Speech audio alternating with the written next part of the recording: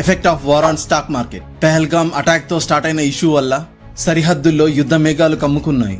ఇండియాకి పాకిస్తాన్కి యుద్ధం స్టార్ట్ అయ్యేలా ఉంది.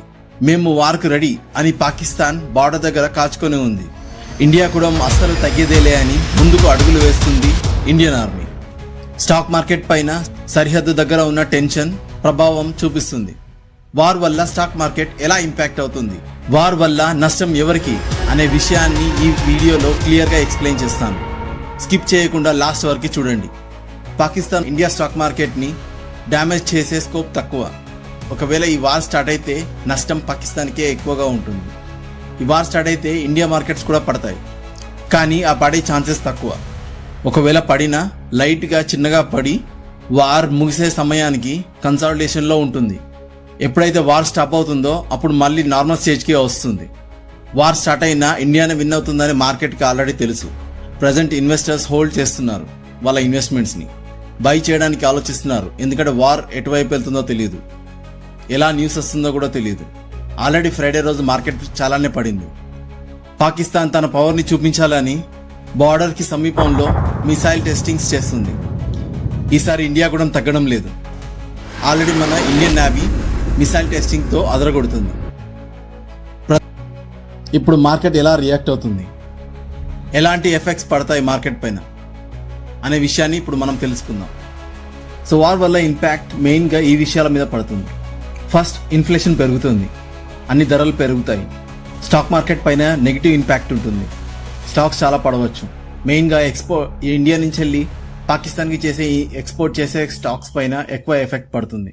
ఎప్పుడైతే వార్ డిక్లేర్ అవుతుందో మార్కెట్ బాటమ్ అవుతుంది.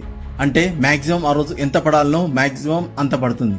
వార్ అవుతుందా లేదా అనే కన్ఫ్యూజన్లో మార్కెట్ కంటిన్యూస్ కన్సాలిడేట్ అవుతూనే ఉంటుంది ప్రాపర్ డిసిషన్ వచ్చేంత వరకు. గవర్నమెంట్ ప్రాజెక్ట్స్కి ఫండింగ్స్ ఆగిపోతాయి, హోల్డ్లో ఉంటాయి. గవర్నమెంట్ ప్రాజెక్ట్స్కి వెళ్లాల్సిన ఫండ్స్ అన్ని డిఫెన్స్ సెక్టార్స్కి అలొకేట్ చేస్తారు. And there are some chances maybe కొన్ని నేషన్స్ ఆర్ కంట్రీస్ ఇండియా మీద శాంక్షన్స్ కూడా విధించవచ్చు. ఒకవేళ మార్కెట్లో ట్రేడింగ్ చేద్దామంటే it is completely news based trading. ఒక రెసిస్టెన్స్, ఒక సపోర్ట్ అనేటివి ఏమి ఉండవు. ప్రజెంట్ న్యూస్ని బట్టి ట్రెండ్ అనేది చేంజ్ అవుతూ ఉంటుంది. అండ్ న్యూస్ ఏం లేకపోతే ప్రజెంట్ కన్సాలిడేట్ అవుతూనే ఉంటుంది. మార్కెట్ ఎటు పోవాలనో తెలియదు. సో ఫ్రైడే మార్కెట్ ఆల్రెడీ పడింది, ఫైనల్గా రికవర్ కావడానికి కూడా ట్రై చేసింది. So investors over night positions ఎవరు క్యారీ చేయట్లేదు. సో ప్రజెంట్ ఉన్న సిచ్యుయేషన్లో ఇండియా పాకిస్తాన్తో ఉన్న ఇండస్ వాటర్ ట్రీటీని సస్పెండ్ చేసింది. దీంతో పాకిస్తాన్ కూడా ఇండియాతో ఉన్న ట్రేడ్ని సస్పెండ్ చేసింది. మనం ఇక్కడ గుర్తుపెట్టుకోవాల్సిన విషయం ఏంటి అంటే ఇండియా ఎప్పుడు కూడా పాకిస్తాన్ పైన డిపెండ్ కాలేదు, అది ట్రేడింగ్ విషయంలో కూడా.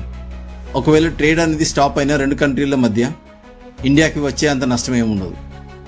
కానీ మనం చేసే ట్రేడ్స్ మీద పాకిస్తాన్ డిపెండెంట్గా ఉంది. ఎందుకంటే ఇండియా నుంచి వచ్చే ట్రేడ్స్ వేరే కంట్రీస్తో కంపేర్ చేస్తే చాలా తక్కువకే ట్రేడ్ చేస్తారు. అదే ఒకవేళ మనతోని ట్రేడ్ స్టాప్ చేస్తే వేరే కంట్రీస్ నుంచి వెళ్ళి ట్రేడ్ చేయాలి.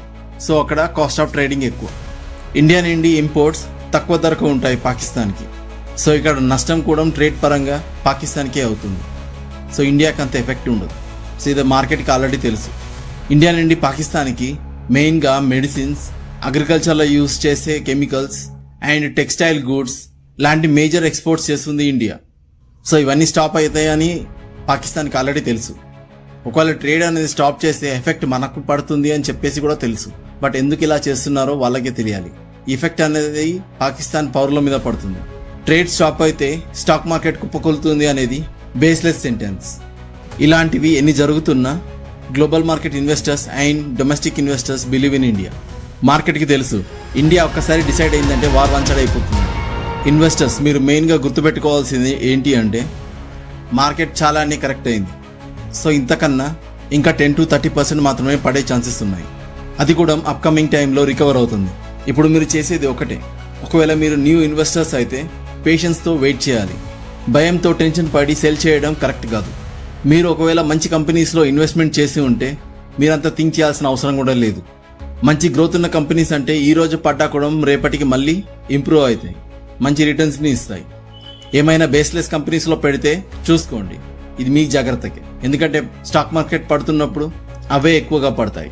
India is an emerging market. Markets పడిపోతున్నాయి అన్న టైంలో కూడా ఆ పడే కంట్రీస్తో కంపేర్ చేస్తే ఇండియా లాస్ట్లో ఉంటుంది పడే విషయంలో. మీరు ఇక్కడి దాకా ఈ వీడియోలో వచ్చారు అంటే నేను చెప్పిన ఇన్ఫర్మేషన్ మీకు హెల్ప్ఫుల్గా ఉంది అని అనుకుంటున్నాను. Thank you so much for your support. Pakistan ఎంతలా వార్ స్టార్ట్ చేస్తామని అంటున్నా కూడా వార్ చేసే సిచ్యుయేషన్లో లేదు పాకిస్తాన్. ఎందుకంటే పాకిస్తాన్కి తెలుసు ఒకవేళ వార్ స్టార్ట్ అయితే ఆల్రెడీ ఎకనామికల్గా బ్యాక్ ఉన్న పాకిస్తాన్ ఇంకా దారుణంగా అవుతుందని. ప్రజెంట్ వార్ టెన్షన్తో కొంచెం ప్రెషర్ కనిపించవచ్చు స్టాక్ మార్కెట్లో, కానీ కొన్ని డేస్కి మళ్ళీ నార్మల్ అవుతుంది. సో మై డియర్ ఇన్వెస్టర్స్, మీరు టెన్షన్ పడి సరిగ్గా నిద్ర కూడా లేకుండా చేసుకోకండి. ఇండియా చాలా పొటెన్షియల్ ఉన్న కంట్రీ. మీరు ఇండియాలో ఇన్వెస్ట్మెంట్ చేశారు అని అంటే ఖచ్చితంగా గ్రోత్ ఉంటుంది. Because India is a developing country. ఇంకా డెవలప్ కావాల్సింది చాలా ఎక్కువనే ఉంది. మీరు లాంగ్ టర్మ్ వ్యూతో చూస్తే చాలా లాభాలు చూస్తారు. లేదు నేను షార్ట్ టర్మ్ లో చూస్తున్నాను అని అంటే ప్రజెంట్ మీరు హోల్డ్ లో ఉండడమే బెటర్. ఎప్పుడైతే మార్కెట్ కూల్ అవుతుందో అప్పుడు మీరు చేయాల్సిన దాని మీద అనలైజ్ చేసుకొని ఇన్వెస్ట్మెంట్ చేసుకోండి. యూట్యూబ్ లో వ్యూస్ రావాలి అని థంబ్నెయిల్స్ పైన వార్ స్టార్ట్ అయింది, స్టాక్ మార్కెట్ కుప్పకూలింది అనే క్వశ్చన్ మార్క్ తో ఎంత టెన్షన్ పెట్టినా మీరు టెన్షన్ పడకండి. Every fall is an opportunity for investment. So ఒక్కసారి కంప్లీట్ గా మీ దగ్గర ఉన్న అమౌంట్ మొత్తం ఇన్వెస్ట్మెంట్ చేయడానికి ట్రై చేయకండి. కొంచెం కొంచెం చేస్తే మీకు టెన్షన్ అనేది ఉండదు. ఎప్పుడైతే మార్కెట్ డౌన్ లో ఉంటుందో అప్పుడు ఇన్వెస్ట్మెంట్ చేస్తే మీకు ఫ్యూచర్ లో మంచి రిటర్న్స్ వస్తాయి, దట్టు లాంగ్ టర్మ్ వ్యూలో. ఇప్పుడున్న అన్సర్టనిటీ సిచ్యుయేషన్ లో ఇన్వెస్ట్మెంట్ చేయడం కన్నా కొన్ని రోజులు హోల్డ్ చేసి మార్కెట్ ఎప్పుడు మళ్ళీ కూల్ డౌన్ అవుతుందో అప్పుడు ఇన్వెస్ట్మెంట్ చేయడం బెటర్. ఒకటి గుర్తుపెట్టుకోండి, హిస్టరీలో ఇలాంటి యుద్ధాలు ఎన్నో వచ్చాయి కానీ స్టాక్ మార్కెట్ ఎక్కడ ఆగలేదు. మేబీ ఆ టైంలో ప్రెజర్ ని చూపించవచ్చు, మార్కెట్స్ పడవచ్చు, కానీ మళ్ళీ నార్మల్ అయ్యాయి, మళ్ళీ మంచి రిటర్న్స్ ఇచ్చాయి. ఈ రోజు మనం చేసే ఇన్వెస్ట్మెంట్ రేపటి మన భవిష్యత్తు కోసం, పిల్లల భవిష్యత్తు కోసం. ఈ రోజు నేను చెప్పిన ఇన్ఫర్మేషన్ మీకు హెల్ప్ఫుల్ గా అండ్ ఇన్ఫర్మేటివ్ గా అనిపిస్తే వీడియోని లైక్ చేసి ఛానల్ని సబ్స్క్రైబ్ చేయడం మర్చిపోకండి. నేను మీ జై, మరొక ఇన్ఫర్మేటివ్ వీడియోతో మళ్ళీ కలుద్దాం రేపటి కోసం. జై హింద్.